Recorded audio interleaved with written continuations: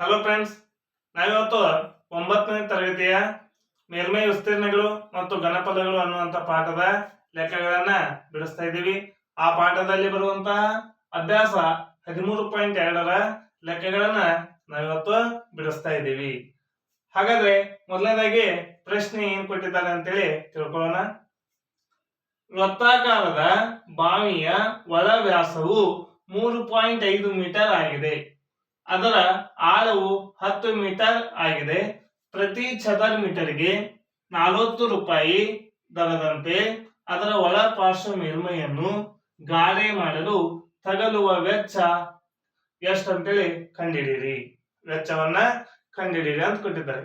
ಹಾಗಾದ್ರೆ ಇಲ್ಲಿ ಪ್ರಶ್ನೆ ಏನು ಕೊಟ್ಟಿದ್ದಾರೆ ಅನ್ನೋದನ್ನ ಮೊದಲನೇದಾಗಿ ಸರಿಯಾಗಿ ಅರ್ಥ ಮಾಡ್ಕೋಬೇಕು. ವೃತ್ತಾಕಾರದ ಒಂದು ಬಾವಿ. ಹಾಗಾದ್ರೆ ನಮಗೆ ಈಗಾಗಲೇ ಗೊತ್ತಿದೆ ಬಾವಿ ಯಾವ ಆಕಾರದಲ್ಲಿ ಇರ್ತಾ ಇದೆ. ಈ ಆಕಾರದಲ್ಲಿ ನಾವು ಬಾವಿಯನ್ನು ನೋಡಿರ್ತೇವೆ.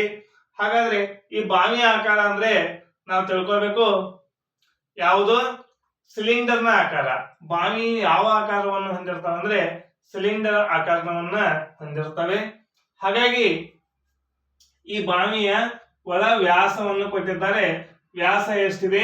3.5 ಮೀಟರ್. ಇದು ಒಂದು ದತ್ತಾಂಶವಾಯಿತು. ಆಮೇಲೆ ಅದರ ಆಳ. ಆಳ ಅಂದ್ರೆ ಇದೇನಿದೆಯಲ್ಲ ಇದಕ್ಕೆ ಏನಂತ ಕೇಳ್ತಾ ಇದ್ರೆ ಆಳ. ಆಳ ಅಂದ್ರೆ ನಾವ್ ಏನಂತ ತಿಳ್ಕೊಬೇಕು? ಎತ್ತರ. ಎತ್ತರ ಎಷ್ಟಾಗಿದೆ? 10 ಮೀಟರ್ ಆಗಿದೆ. ಹಾಗಾದ್ರೆ ಪ್ರತಿ ಚದರ್ ಮೀಟರ್ಗೆ 40 ರೂಪಾಯಿನಂತೆ 40 ರೂಪಾಯಿ ದರದಂತೆ ಅದರ ಒಳ ಪಾರ್ಶ್ವ ಮೇಲ್ಮೈಯನ್ನ ಏನ್ ಮಾಡ್ಬೇಕಾಗಿದೆ? ಗಾರೆ ಮಾಡಲು ತಗಲುವ ವೆಚ್ಚ ಅಂತ ಕೇಳ್ತಾ ಇದ್ದಾರೆ. ಅಂದ್ರೆ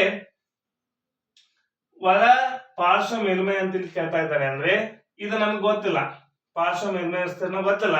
ಹಾಗಾಗಿ ಮೊದಲು ಪಾರ್ಶ್ವ ಮೇಲ್ಮೈ ವಿಸ್ತೀರ್ಣ ಎಷ್ಟು ಆಗ್ತಾ ಇದೆ ಅಂತ ಹೇಳಿ ಕಂಡು ಹಿಡಿದು ಆಮೇಲೆ ಅದಕ್ಕೆ ಆ ಕೆಲಸವನ್ನು ಮಾಡಲು ಒಟ್ಟು ಎಷ್ಟು ರೊಕ್ಕ ಬೇಕು, ವೆಚ್ಚ ಅಂದ್ರೆ ರೂಪಾಯಿ, ಹೌದಾ, ಎಷ್ಟು ಖರ್ಚಾಗ್ತಾ ಇದೆ ಅನ್ನೋದನ್ನ ನಾವು ಕಂಡು ಹಿಡ್ಕೋಬೇಕು.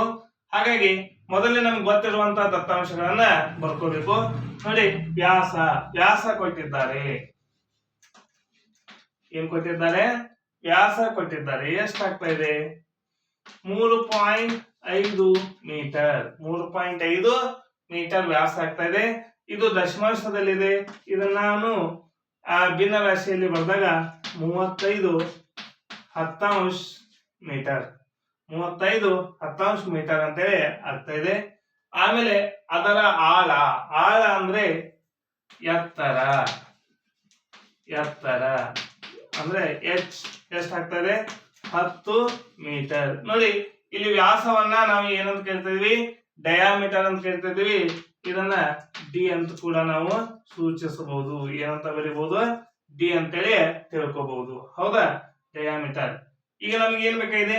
ಒಳ ಪಾರ್ಶ್ವ ಮೇಲ್ಮೈ ವಿಸ್ತೀರ್ಣ. ಹಾಗಾದ್ರೆ ಪಾರ್ಶ್ವ ಮೇಲ್ಮೈ ವಿಸ್ತೀರ್ಣ. ನೋಡಿ, ಬಾವಿ ಅಂದಾಗ ಬಾವಿ ಯಾವ ಆಕಾರದಲ್ಲಿದೆ? ಸಿಲಿಂಡರ್ ಆಕಾರದಲ್ಲಿದೆ. ಹಾಗಾದ್ರೆ ಸಿಲಿಂಡರ್ನ ಪಾರ್ಶ್ವ ಮೇಲ್ಮೈ ವಿಸ್ತೀರ್ಣ ಕಂಡುಹಿಡಿಬೇಕು. ಹಾಗಾದ್ರೆ ಪಾರ್ಶ್ವ ಮೇಲ್ಮೈ ವಿಸ್ತೀರ್ಣ ಏನು? 2 ಪೈ ಗುಣಿಸು ಆರ್ ಗುಣಿಸು ಎಚ್. 2 ಪೈ ಆರ್ ಎಚ್ ಅಂತ ಹೇಳಿ ಬರೀಬಹುದು. ಇವುಗಳ ನಡುವೆ ಏನಿರ್ತಾ ಇದೆ? ಗುಣಾಕಾರ ಚಿಹ್ನೆ ಇರ್ತಾ ಇದೆ. ಈಗ ನೋಡಿ, ಇದನ್ನ ಸ್ವಲ್ಪ ನಾವು ಪರಿವರ್ತನೆ ಮಾಡ್ಕೊಳ್ಳೋಣ, ಸ್ವಲ್ಪ ಮಾಡಿಫೈ ಮಾಡ್ಕೊಳ್ಳೋಣ. ಯಾವ ರೀತಿ ಅಂದ್ರೆ ಮೊದಲು ನಾ ಏನ್ ಬರ್ಕೊತಾ ಇದ್ದೀನಿ? ಪೈ ಬರ್ಕೋತೀನಿ. ಹೌದಾ?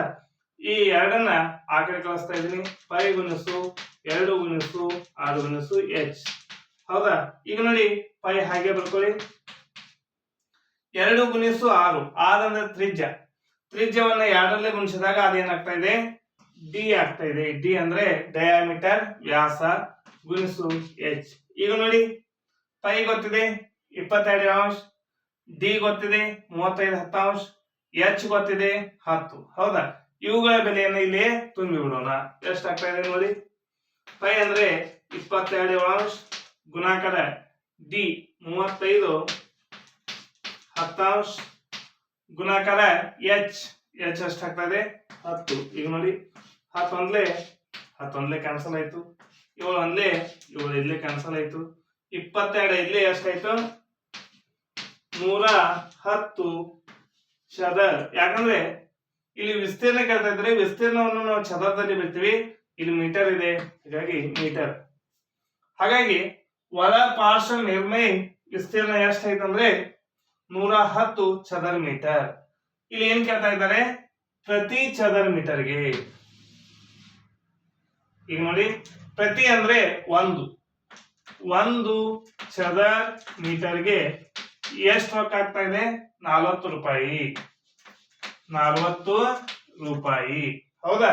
ಆದ್ರೆ ಇಲ್ಲಿ ಎಷ್ಟು ಚದರ ಮೀಟರ್ ಸಿಗ್ತಾ ಇದೆ ನಮ್ಗೆ, 110 ಚದರ ಮೀಟರ್. ಇದಕ್ಕೆ ಎಷ್ಟು ರೊಕ್ಕ ಆಗ್ತಾ ಇದೆ? ಹಾಗಾದ್ರೆ ಇದನ್ನ ಏನ್ ಮಾಡ್ಬೇಕು, ಗುಣಿಸಬೇಕು. 110 ಗುಣಾಕಾರ 40, ಹೌದಾ? ಹಾಗಾದ್ರೆ ಇದನ್ನ ಗುಣಿಸಿದಾಗ ಎಷ್ಟು ಆಗ್ತಾ ಇದೆ ಅಂದ್ರೆ ನೋಡಿ,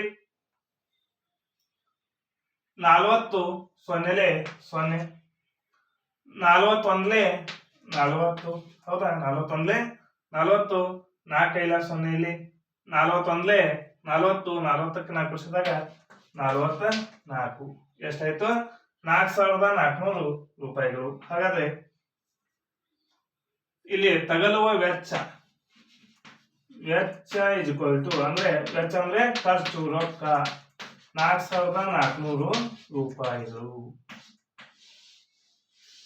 ಎಷ್ಟಾಯ್ತು, 4400. ಹಾಗಾದ್ರೆ 110 ಚದರ ಮೀಟರ್ ಒಳ ಪಾರ್ಶ್ವ ಮೇಲ್ಮೈ ವಿಸ್ತೀರ್ಣ ಆಯ್ತು. ಅದಕ್ಕೆ ಖರ್ಚು ಎಷ್ಟಾಗ್ತಾ ಇದೆ, 4400 ರೂಪಾಯಿಗಳು ಖರ್ಚು ಆಗ್ತಾ ಇದೆ ಅಂತೇಳಿ ಈ ರೀತಿಯಾಗಿ ನಾವು ಲೆಕ್ಕವನ್ನ ಬಿಡಿಸಿದ್ದೇವೆ. ಈ ವಿಡಿಯೋ ನಿಮಗೆ ಇಷ್ಟ ಆಗಿದ್ರೆ ಲೈಕ್ ಮಾಡಿ, ಶೇರ್ ಮಾಡಿ, ಸಬ್ಸ್ಕ್ರೈಬ್ ಆಗಿರಿ. ಹೀಗೆ ನಮ್ಮೆಲ್ಲ ವಿಡಿಯೋಗಳನ್ನ ನೋಡ್ತಾ ಇರಿ. Thank you.